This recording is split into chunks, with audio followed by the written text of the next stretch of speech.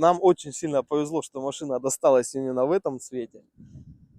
Я просто хочу смотреть не на камеру, а на нее. Вы извините, я буду чаще смотреть на нее, потому что через 1 час буквально у нас ее заберут.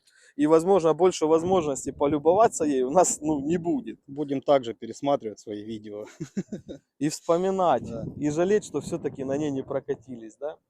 Мы попросили Игоря, чтобы он ее сюда пригнал, потому что парень любит свою машину. А учитывая то, что это Лада, не стоит забывать, что я сейчас на ней километр туда-сюда проеду, приеду, Игорь скажет, ты мне сцепление сломал. Блядь, поэтому